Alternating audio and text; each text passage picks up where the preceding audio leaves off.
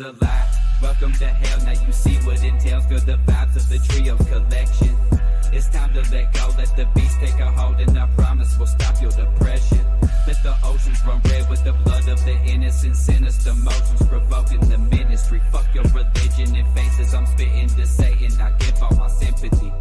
Yes, I just choose to confide in the devil, this evil inside shows another perspective, controlled by the pleasure, repent on my sins, now I'm dealing with demons, so trouble within, psychotic thoughts, man, I'm losing my head, I will kill if it's needed, I'm seeing the red, labeled the peasant, it's time to replenish, I promise I'll make them remember me. Fuck with my clique, you will die, we so devilish, dragging your body on down to the depths, you'll be tortured and sent to the prison of peril, beware of the man, he will leave you in terror.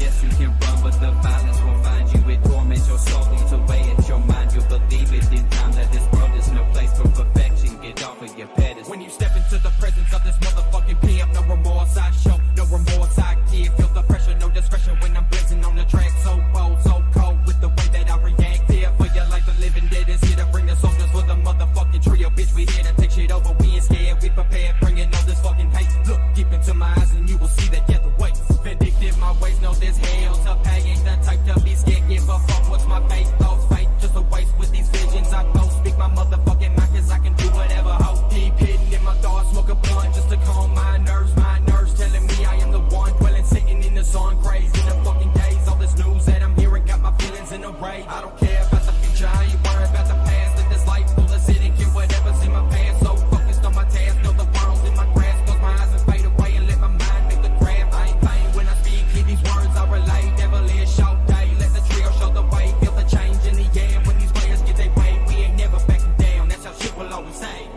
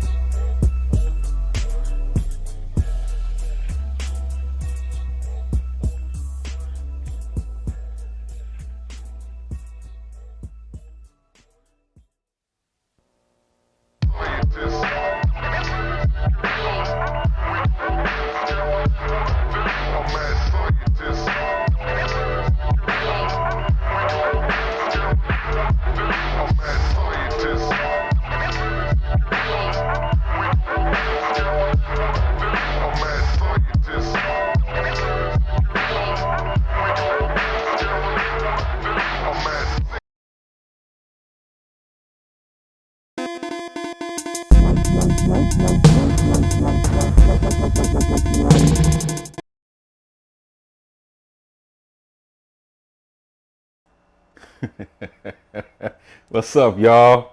What's up, cannabis community? I'm Brent Green, and this is your Cannabis News Prime Live. Yeah, man, I made it on a Thursday. What's up in the place? How y'all doing out there?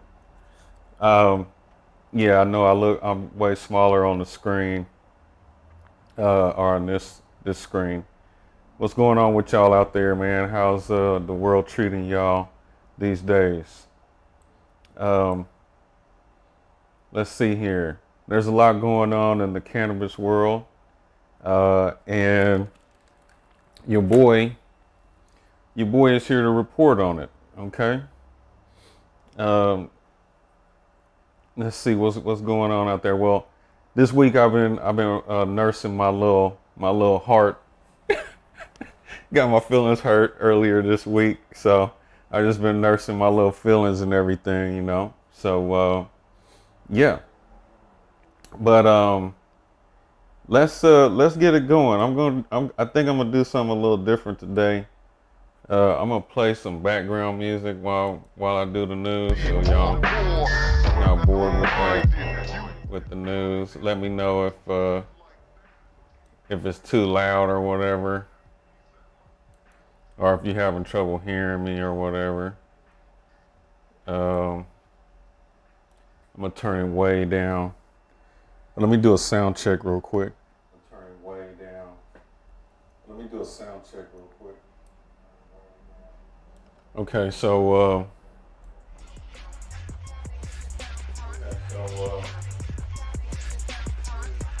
all right. Let me turn that shit down just a tad.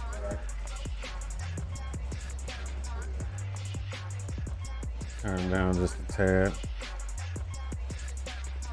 All right, y'all. So let's get right to it. So our first story today. Oh shit. Let me get to the stories here. All right, so our first story today, it comes courtesy of in quotes marijuana moment. It says here a bill to federally legalize in quotes marijuana is approved by Key House Committee. It says a Key House Committee. Hold on, I gotta turn down my headphones because it's rubbing me. A Key House Committee on Thursday approved a bill to federally legalize in quotes marijuana and promote social equity. The in quotes marijuana opportunity reinvestment and expungement act cleared the House Judiciary Committee, which is chaired by the legislation's sponsor Rep. Gerald Nadler on a 26-15 vote. The tally fell largely along party lines, with all Democrats supporting the measure and all but 2 Republicans voting against it. The development comes 1 week after the full House voted in favor of a defense spending bill that includes an amendment that would protect banks that service legal cannabis businesses from being penalized by federal regulators. This long overdue and historic legislation will reverse failed federal policies criminalizing, in quotes, marijuana. It would also take steps to address the heavy toll this policy has taken across the country, particularly among communities of color, as we all know, Nadler said in opening remarks. He goes on to say, I have long believed that the criminalization of, in quotes, marijuana has been a mistake. The racially disparate enforcement of in quotes marijuana laws has only made it worse, with serious consequences, particularly for communities of color. Rep. Sheila Jackson Lee, a Democrat from Texas, said that, in quotes here, this is an important criminal justice reform bill, and I commend the chairman for once again introducing this bill and bringing it before the committee. In fact, it consolidates the discussions that we've had about the over-incarceration of individuals who are addicted or caught up in the cycle of drugs, many of them people of color in inner city neighborhoods.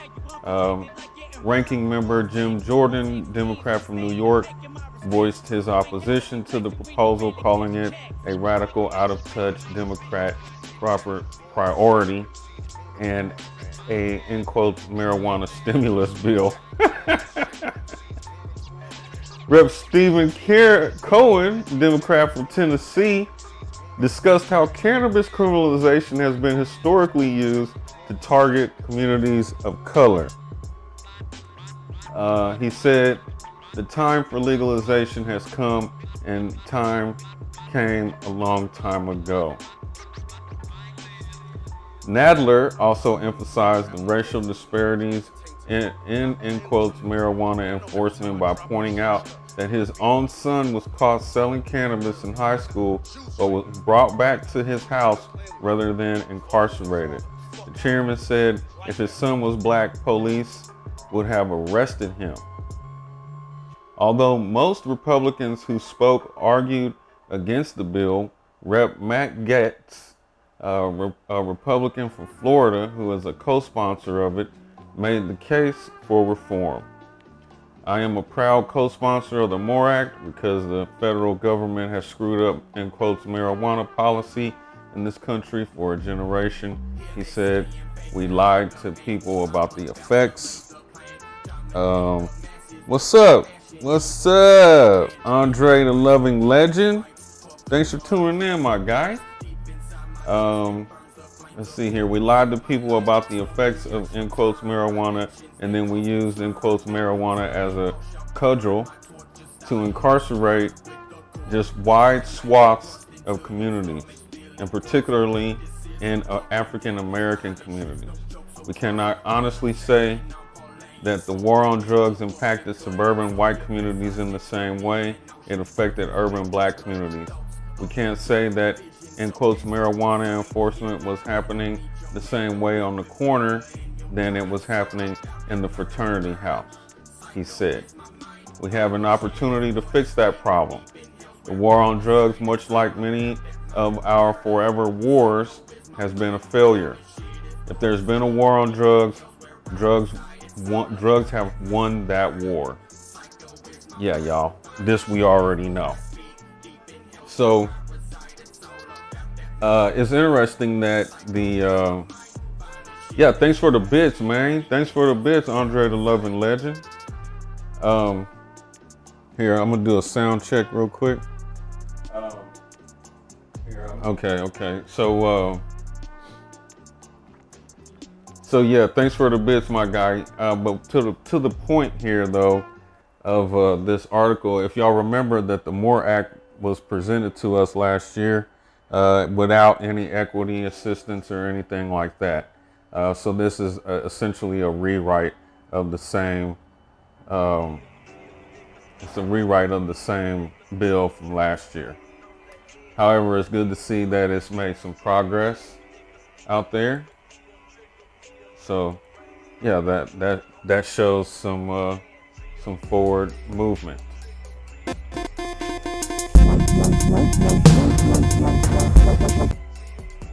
So our next story comes courtesy of ABC News. It says, in quotes, marijuana use did not climb following legalization in states, says a study. Recreational pot has become legal for more Americans, but despite that ease of access, in quotes, marijuana hasn't ignited, a study released Monday found. An article published in the Journal of the American Medical Association found there was no increase in cannabis use among the general population or among previous users after their states legalized, in quotes, marijuana. Researchers surveyed about 830,000 Americans over the age of 12 on their reported cannabis use, both before and after recreational, in quotes, marijuana was passed in their state. The study looked at data between 2008 and 2017. Washington State and Colorado became the first states to legalize recreational, in quotes, marijuana in 2012, after which, in quotes, marijuana use saw a slight increase among Hispanic and white participants, researchers said. The study also found there were no changes in cannabis use or cannabis use disorder for individuals between the ages of 12 and 20 in the states that legalized the substance. As of September 27, 18 states in the District of Columbia have legalized recreational, in quotes, marijuana use for adults over 21. And this year alone, 4 states, New York, New Mexico, Virginia, and Connecticut, legalized the substance. So, yeah, that's one of the things that is often said when, right before a state is about to legalize, that is going to raise the, that is going to cause more people to have a cannabis disorder.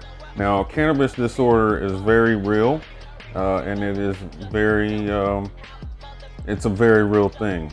And for those of you out there who don't know what a cannabis disorder is, it is a fancy way of saying a cannabis, what's the word I'm looking for? you have a cannabis dependency.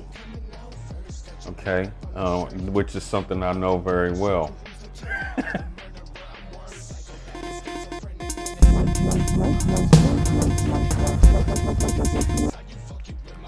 Alrighty, so our next story comes courtesy of Normal. It says a survey, women increasingly turning to cannabis to mitigate symptoms of menopause.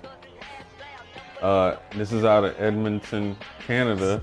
Middle-aged women are frequently acknowledging using cannabis to treat symptoms associated with menopause, according to survey data presented at the annual meeting of the North American Menopause Society. Investigators with the University of Alberta surveyed nearly 1,500 middle-aged Canadian women about their use of cannabis. In quotes, marijuana is legal in both medical and recreational purposes in Canada. 1/3 of those surveyed acknowledged having used cannabis products within the past month. Among current users, 75% define their use as medicinal, and most said that cannabis successfully mitigated their menopause-related issues, including irritability, muscle and joint aches, and sleep disturbances. Our study, here's a quote here, our study confirmed that a large percentage of midlife women are using cannabis for symptoms that overlap with menopause, especially those women who reported more symptoms. The study's lead author said in a statement, in addition, many of these women are claiming to get relief from their symptoms through the use of cannabis. Data from the United States presented at last year's conference reported similar results. That study reported that some 27% of women living in California had experienced using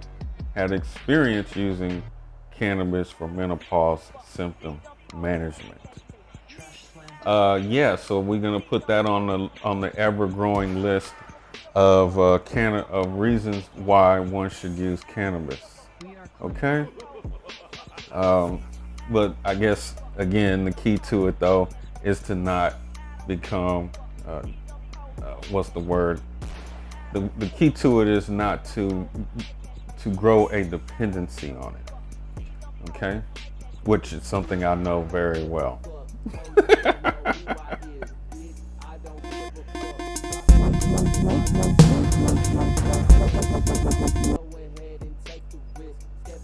All right, so our next story comes courtesy of, what is this called? The University of Minnesota. It says, the headline here says, more pregnant women turn to cannabis in California amid COVID-19. Rates of cannabis use by women in early pregnancy shot up 25% early in the COVID-19 pandemic, according to a Kaiser Permanente study of more than 100,000 pregnancies in Northern California. The study published yesterday in JAMA analyzed routine urine tests for cannabis at the first 8-week prenatal visit for 100,000 pregnancies of 95,412 women from January 1st, 2019 to December 31st, 2020. Positive test results were compared with those from the 15 months leading up to the pandemic. Patients were on average 31 years old, about 34% were white, 28% were Hispanic, 26% were Asian or Pacific Islander, and 7% were black, and 5% were multiracial or of unknown race. Here, this is the part that I wanted to get to right here. It says, some don't understand the risks to the offspring.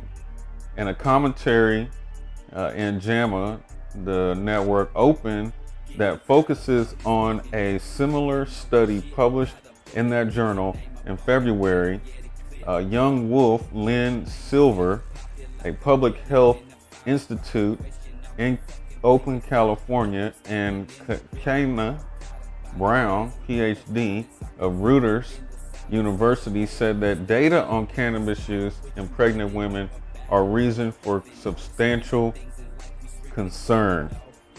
They note that the U.S. Surgeon General, the American College of Obstetricians and Gynecologists, and the American Academy of Pediatrics all recommend that pregnant and breastfeeding women abstain from cannabis use.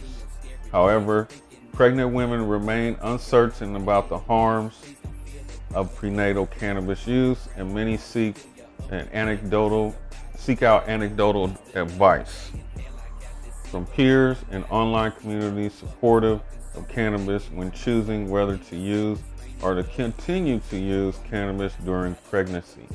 Young Wolf and colleagues wrote, and I quote here, adding to the confusion, many cannabis retailers tout cannabis as a safe, natural, and effective way to manage pregnancy symptoms. The authors called for more research on whether expanding legalization of recreational cannabis is tied to increasing prevalence, frequency, or intensity of use of the drug before, during, and after pregnancy, and whether any methods of ingestion, e.g. gummies, are more harmful than others. Beyond state cannabis policies, local governments in many states can further regulate retail cannabis sales, for example, by limiting retail density, banning retailers altogether, by requiring prominent pictorial warnings on prenatal use in stores or on advertising, or by limiting product types allowed to be sold, they wrote. It's time, according to Young Wolf and colleagues, to reform policies that criminalize prenatal substance use in favor of protecting the health of mothers and children. Improvements, and I quote here, improvements in primary prevention and education are vital, but also necessary are legal and regulatory policies that protect infants and children, inform women of risks, prohibit health and therapeutic claims for cannabis outside scientific approval processes, and ensure equitable access to supportive and non-punitive substance use treatment, they concluded. So yeah, y'all, I saw a video earlier this year that said pretty much that that cannabis use during pregnancy can cause the offspring, or gives the offspring more of a chance to have mental health issues later on in life. My mother used cannabis while she was pregnant with me the whole 9 months. I'm not here to say here or there as to why I have mental health issues myself. It could be genetic. I acknowledge that as well. But yeah, that's just how the game goes, y'all.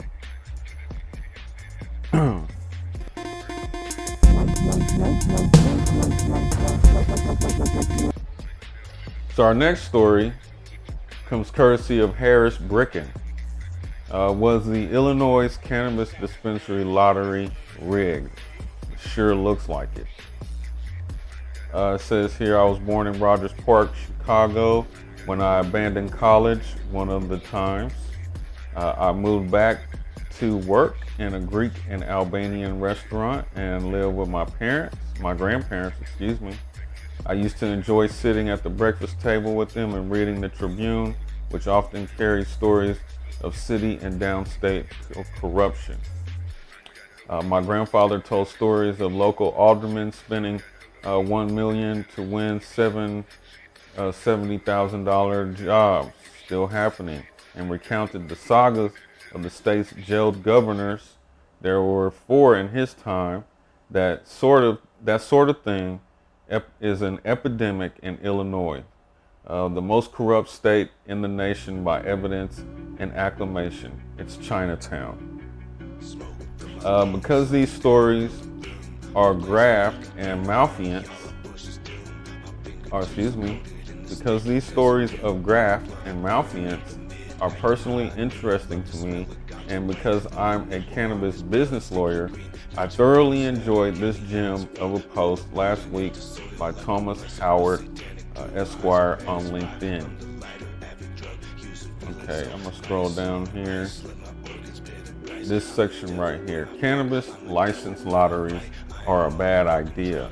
Now, cannabis license lotteries invariably lead to litigation, as a quick Google search will show, going back at least as far as 2014 in states like Washington and Massachusetts. Lotteries in general are a problematic tool to deal with scarce goods, as shown in categories from housing to visas. With cannabis, the government both creates and regulates the scarcity in real time, so it's probably more analogous visas than housing.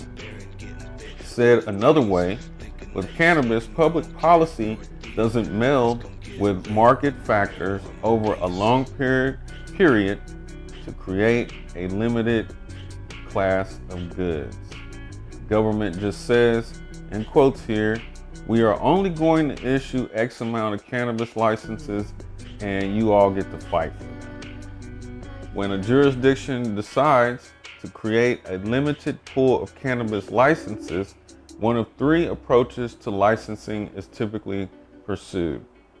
These include 1, competitive licensing, which can also be controversial. We filed these lawsuits. 2, first to file an application, always disaster, e.g. LA in 2019, Oregon in 2014. Or 3, the lottery of these three competitive licensing and lotteries are attractive to policymakers in that the systems can be designed to favor certain classes of applicants, which is what Illinois has ostensibly, which is what Illinois was ostensibly trying to do with social equity applicants. In my view, though, the best approach is not to cap license numbers artificially. There are better ways to help social equity applicants in marginalized communities, starting with priority application processing and extending through grants, reduced or waived fees, reinvestment of tax revenues is disproportionately affected areas or in disproportionately affected areas, automatic expungement, etc. In all other respects, states should treat cannabis businesses like other licensed businesses, with zoning laws and local control factors allowed to shape the market. Could you end up like Oklahoma? Sure, but things will even out. The market and not the state should be picking winners here. Alrighty, let's scroll down here. A couple of politicians getting together in Chicago is a crime scene now. A federal prosecutor named Jeff Kramer gave us the wonderful quip, Chicago and Illinois have always been famously corrupt. But was the lottery rigged? Maybe so. More likely, though, most of these licenses were granted legitimately and some inappropriately. If that were the case, the scheme would still be consistent with a grand Illinois tradition going back generations, politicians using the state apparatus for personal benefit. Why should cannabis be any different?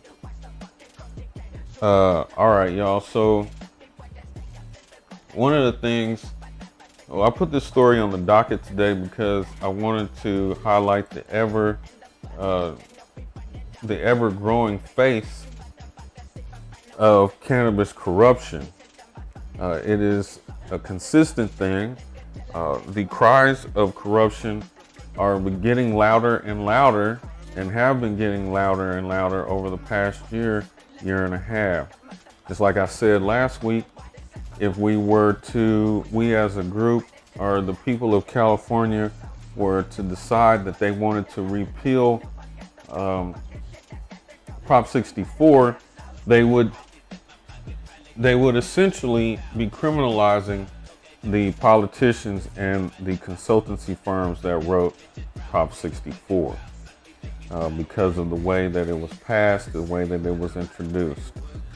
And I presume if we dug further and deeper in various other areas or various other states that have legalized, we will find the same thing at play.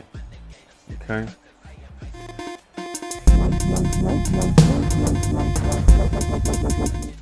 So our next story comes courtesy of the Ganjapreneur. Humboldt County approves $1 million emergency grant for cannabis farmers. Humboldt County, California has approved a $1 million emergency grant program to help cannabis cultivators after wholesale cannabis prices dropped. Humboldt County, California's Board of Supervisors has approved a $1 million emergency grant to help cannabis cultivators after wholesale cannabis prices dropped from $1,100 a pound to $400 a pound, the Mad River Union reports. Dang, that's a steep drop, y'all. Economic Development Director Scott Adair told the union that the county's cannabis farmers are facing a market emergency, and that his office has been inundated with urgent, perhaps even desperate requests for assistance. The program will include grants of up to $10,000 for individual farm operators and up to $50,000 for collaborative operations. A state report reported that the majority of 50 cannabis farmers surveyed said they would be unable to meet their October excise tax payments. Adair said in addition to the price drop, cannabis farmers are also facing drought and wildfires, and that transportation, regulatory compliance, and access to irrigation supply are cheaper and easier in other parts of the state that also have good growing climates and open, flatter terrain. Typically, we don't replace lost revenue, but we will support activities and expenditures which are designed to help increase revenue for the applicants or to reduce other costs so that the margin of revenue increases, he said in the report. The emergency grants are in addition to the county's Project Trellis Cannabis Business Assistance Program, which is funded through a 10% share of the county's cannabis excise tax revenue, which is expected to decrease sharply. The request is expected to be approved at the October 5th board meeting. Y'all, that is an extremely steep drop in the price of cannabis. That's really kind of the county of Humboldt to look out for the growers and the operators like that. But then again, Humboldt County, as we all know, has survived many years, almost 3 generations now, on cannabis revenue. So it's almost nothing for them to give something back to the operators.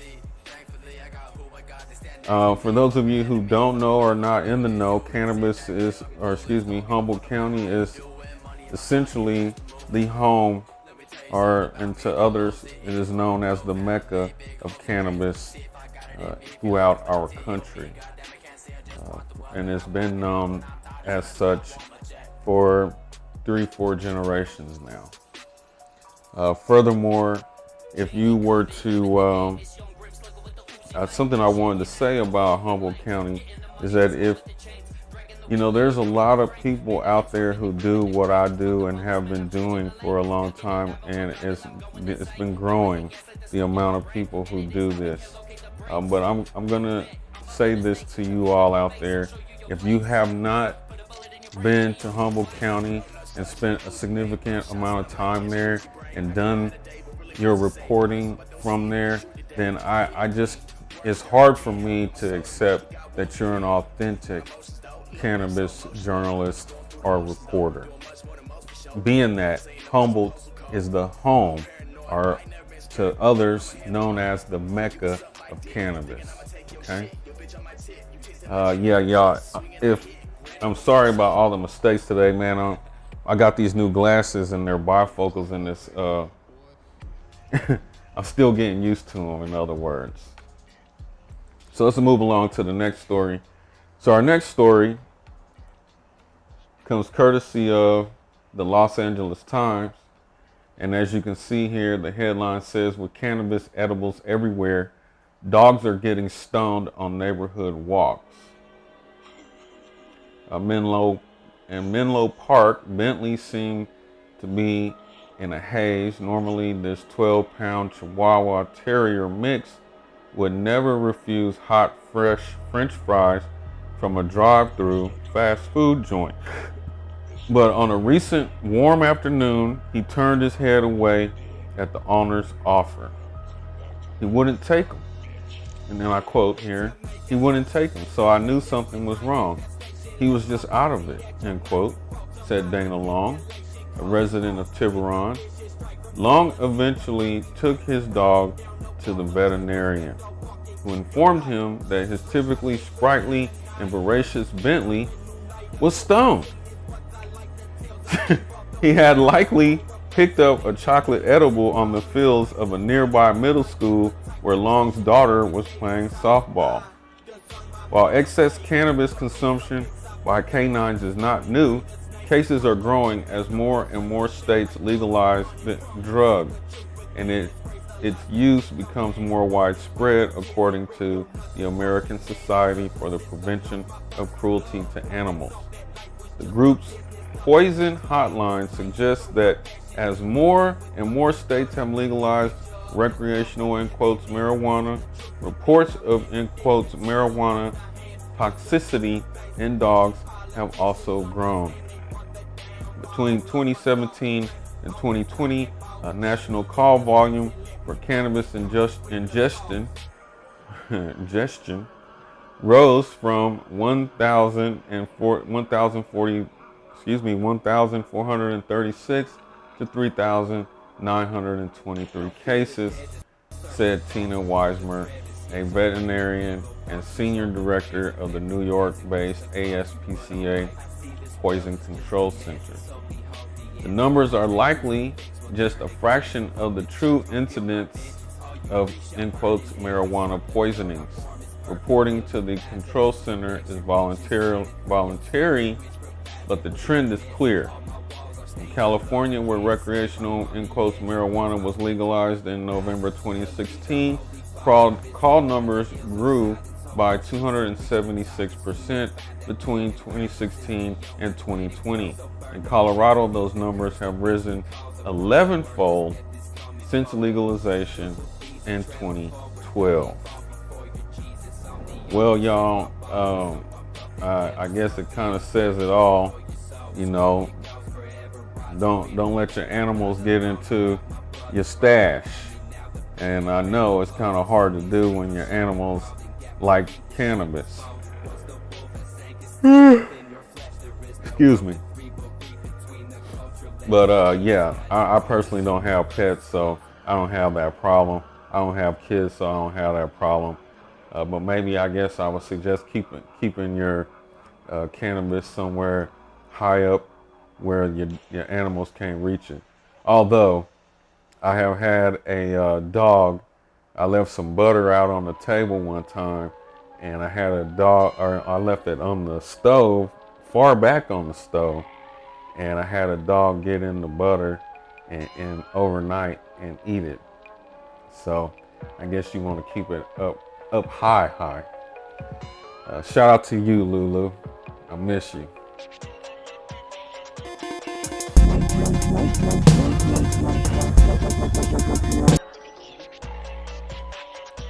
So our next story comes courtesy of WXYZ Detroit. I'm sure y'all have heard this story today.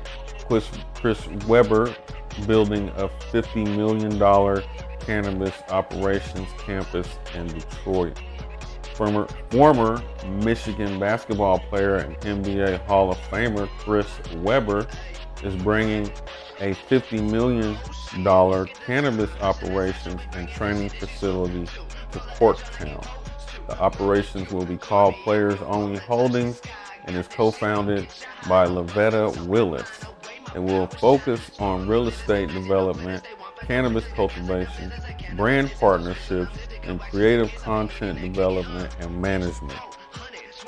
According to a press release, Players Only will have a 180,000 square foot facility that will include a $60,000 square foot cultivation space, an 8,000 square foot dispensary, a private cannabis consumption lounge, and more. The group has also partnered with cannabis companies Gage Growth Corporation and Cannabis Use for cannabis products and a comprehensive training program and operations center. And I quote here, "This will be the shining jewel of Michigan. Everything great in Michigan starts in Detroit, and I am excited to collaborate with Gage to bring our premium line of players-only products to this community," Weber said in a release. Gage is the Hall of Fame of cannabis operations. With Fabian Monaco as a teammate, this relationship is a winner on every level. The Cannabis Use training program is an experience that will provide job training and job placement within the cannabis industry. Man, this is pretty cool.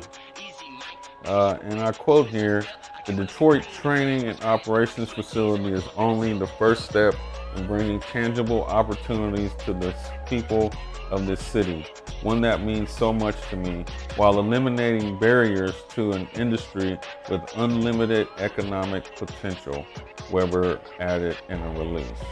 The facility will be located near Michigan Avenue and the Fisher Service Fisher Service Drive in Corktown and Southwest Detroit. There will be 9 acres of property. Yeah, y'all, that's pretty cool. Offers job placement in the cannabis industry. Wow, that's pretty new. That's a whole new vibe in the industry. I like it. On the other hand, you know, I was gonna say something that I've been saying for a while now is that, you know, to have all these, it is kind of a thing, you know, to have all these companies, all these celebrities joining us in the cannabis sphere. However, this is something that I really co-sign and I like. Alrighty.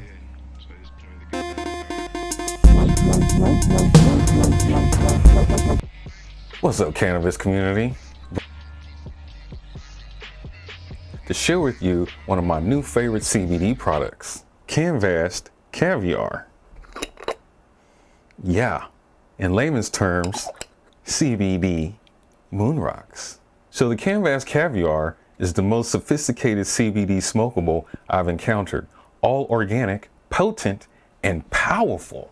They ship too. My favorite cultivar is Wedding Cake, but the strawberry shortcake tastes and smells like strawberry candy. Did I forget to mention, since it's CBD, they can ship to you. They also make other products as well. Be sure to check them out.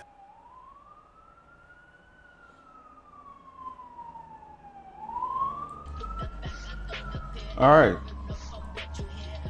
So our next story Comes courtesy of the Press Connects. It says here, Johnson City plans to ban smoking of recreational, in quotes, marijuana in public parks, which is the wrong place to be doing that at. Oh, sorry, I'm making a little mistake there. Mayor Demi said the primary, I don't know what just happened here. Here we go.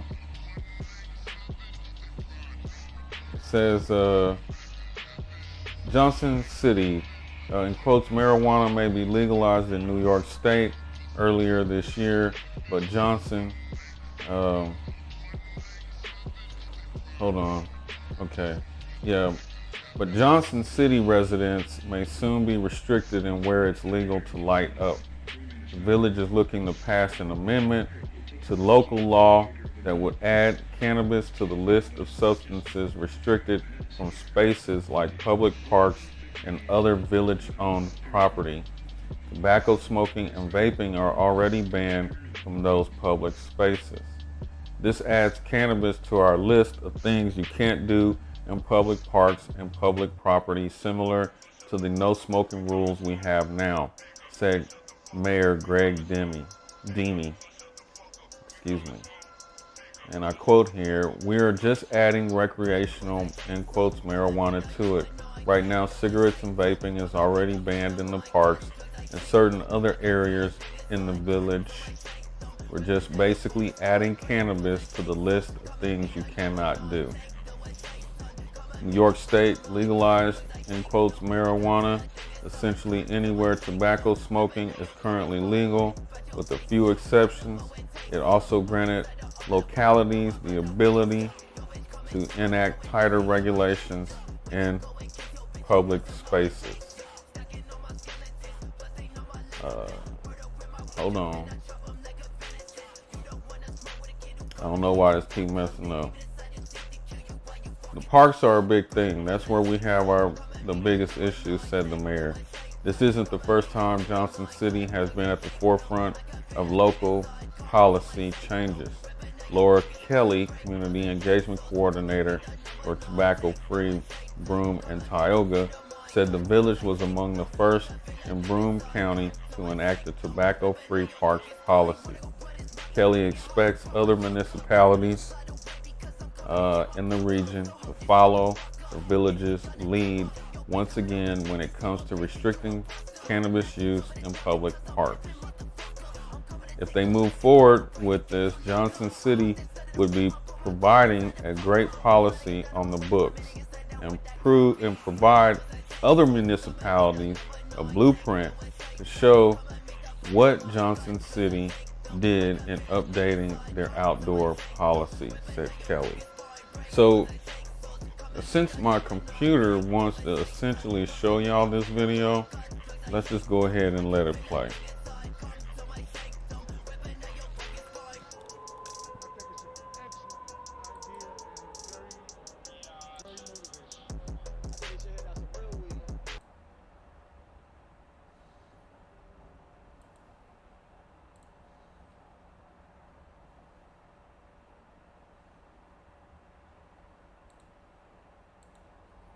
Here, let me try that again, y'all. Let me run that back for you.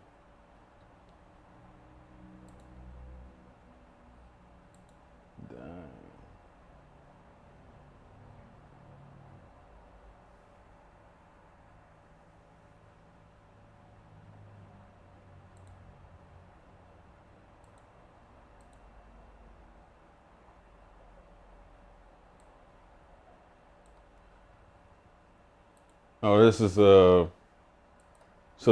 essentially a video about joints for jabs. Sorry. And we got a bad gateway here. I don't know where that came from. All right, so our next story. Hey, but first, let me give y'all a stinger.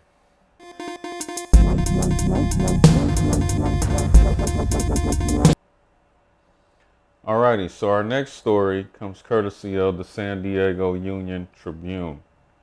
It says Vista Council votes again to use cannabis funds for deputy. New vote reinstates decision made by the full council in earlier meeting. In Vista, a back and forth debate about how to spend revenue from local cannabis businesses was resolved by a divided Vista County Council on Tuesday in a meeting that saw members snipe at one another with accusations of underhanded actions and divisive behavior. The conscientious meeting reversed an earlier decision to deny funding and an additional sheriff's deputy in the city, which reversed the original decision to fund the position. The dispute began at the council's August 24th meeting with a discussion about how to spend an unexpected windfall of revenue from cannabis businesses in the city. The shops had generated 5.1 million in fiscal year 2020 to 2021, and the city had $1.1 million available for special projects in the new fiscal year that began in July.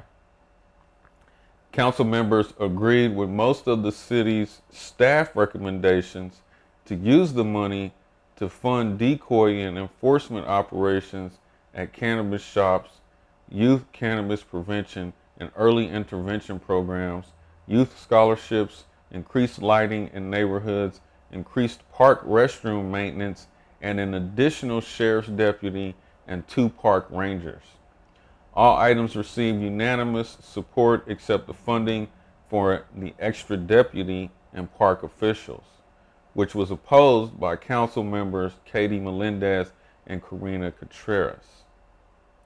Vista Mayor Judy Ritter and Deputy Mayor Joe Green were out sick at the following meeting on September 14th, and a member of the public asked to pull the item about funding the deputy from the consent calendar.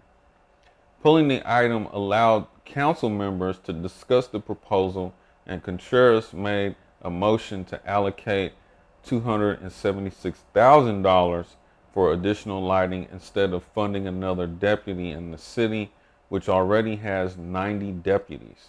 Contreras said, constituents have been asking for more lighting to make the city safer and prevent crime. Y'all, it sounds like the one of the most conservative cities in California that had enough, huh? Defunding the police.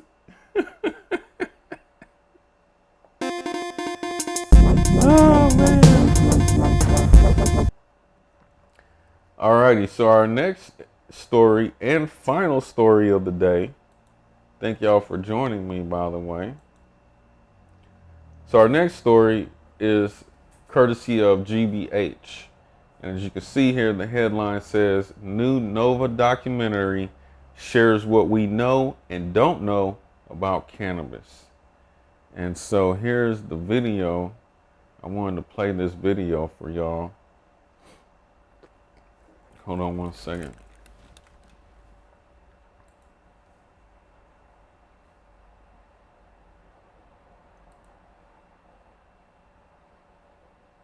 Then more than 30 other states have followed suit, nearly 20 of which have also approved it for recreational use, including here in Massachusetts. Still, the federal government classifies cannabis as a Schedule I narcotic, alongside drugs like heroin and LSD, a designation that dates back 50 years to the start of the war on drugs. And because of that, tens of thousands of people, disproportionately people of color, are still behind bars for marijuana-related offenses.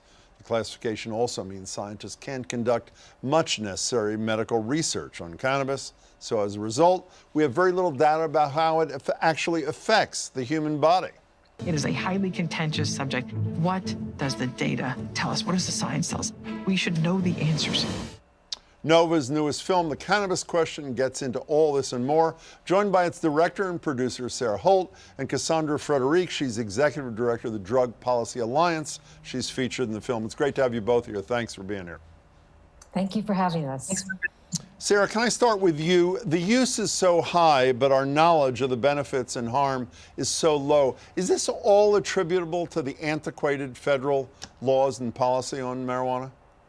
I think it is. When I was with one leading cannabis scientist, he showed me how he had to keep his cannabis in a locked building, a locked lab, a locked 950-pound safe, and he had to account just for 10 milligrams. Every milligram he had to account for, when he could have gone to a dispensary and bought twice that or 100 times that. So it just shows you how hard it is to do research. Well, there's one thing I think that's quite important that we did and do know about the science about cannabis. Here it is. The cannabinoid receptor is the most abundant receptor in the brain. When we looked at where these receptors were expressed, they're expressed in brain regions relevant for motor coordination, cognition, memory, emotional regulation, reward. All of these brain areas are key to so many normal behaviors, obviously, but also psychiatric disorders as well. So Sarah, I know when it says that, she says the receptor is the most abundant receptor in the brain, that's big time important. What is the consequence of that, though? Well, first of all, when you use cannabis, you're engaging one of the most important regulatory systems that you've never heard of. Its whole purpose is to keep your body in balance. So we make our own cannabis-like molecules, and cannabis mimics those molecules. And that's how, by trying to understand how cannabis impacts our brain, you kind of uncovered a whole new chapter of neuroscience. Cassandra, I want to say what I said before again, because it is so surreal. The majority of us live in states where marijuana is legal, yet 40,000 people in this country are in jail, mostly for possession. And to finish the sentence, there's a gross racial imbalance in those numbers, is there not? Yeah, absolutely. What we know is that our cannabis laws have consistently and historically been predicated on the desire to control groups of people.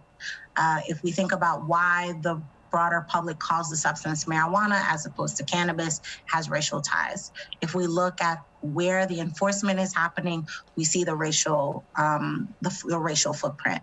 And I think one of the biggest things that's really important for us to recognize is while the number around incarceration is 40,000, the amount of arrest for cannabis are in the hundreds of thousands. The amount of infractions and criminalization that cannabis has on people's ability to get access to housing, to have access to educational loans, to have access to food stamps, to have the ability to keep their children in their custody are all impacted by cannabis. And a lot of times our numbers don't fully reflect that. You know, a lot of our conservative state leaders pride themselves on how much they care about people who have fought in wars on our behalf. A guy like Sean Worsley, who was an Iraq vet who suffered from PTSD. He had a medical marijuana card, I learned from your film, from Arizona. He and his wife drive into Alabama.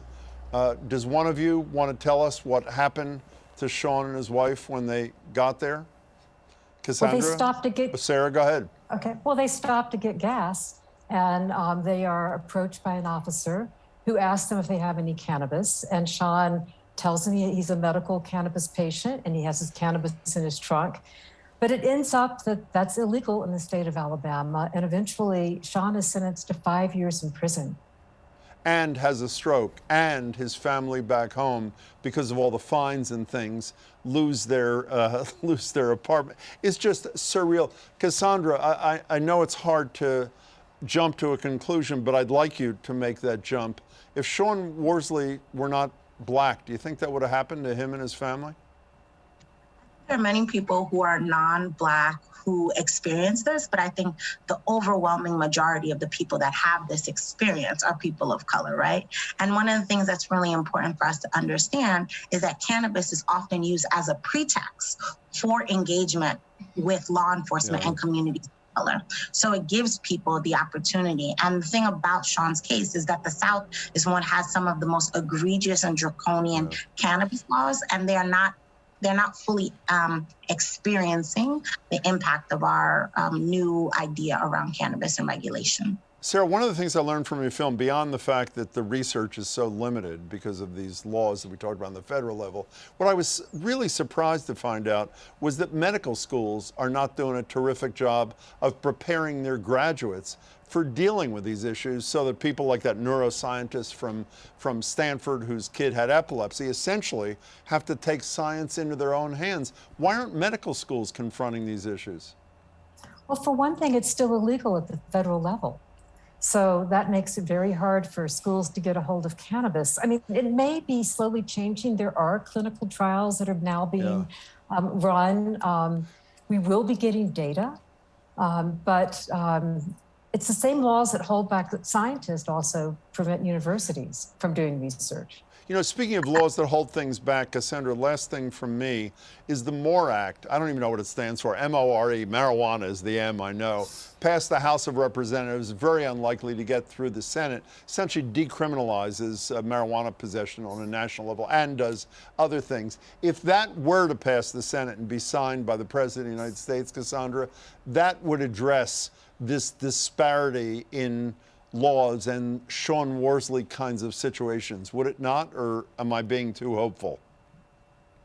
It would be a great big first step, right? It would be a comprehensive first step. But I think that this is a really comprehensive issue, and one that is going to take the MORE Act, but also other parts. You know, there's a activist in Massachusetts, former Commissioner Shailene Title, who's working at another organization, the Parabola Center, who's talking about ways to, in addition to the MORE Act, to really actually get to some of the economic benefits that cannabis can have in our society. The one thing that I would add very quickly about medical schools is that medical schools don't teach people about drugs and addiction in general. So the fact that they don't teach about cannabis is not surprising, considering how little the curriculum focuses on the impacts of drugs and addiction. Cassandra and Sarah, congratulations on your work in the film. I learned a lot. I hope everybody watches tomorrow night. Thanks so much for being here. Thank you. All righty, y'all. Well,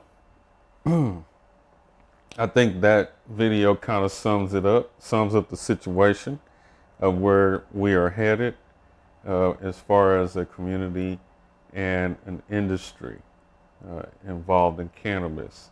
I'm so grateful that more and more scientists are taking up the research cause. I don't know if y'all caught it, but we still do not know the psychological impact from using cannabis. We don't know the full psychological impact of it. All I know is that from speaking for my own experience, mentally, psychologically, I've never felt better than I feel now that I no longer use cannabis all day, every day. Okay? And on another note, I guess the amount of cannabis I was using is only acceptable for if you're in pain. And it's only recently dawned on me that it was my heavy usage was a holdover from from having cancer. I just kept using a heavy amount of cannabis. Anyways, y'all.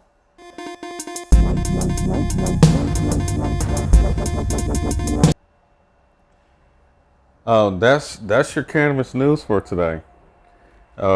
Thanks for tuning in, and I'll see y'all next time. Peace. Stay tuned.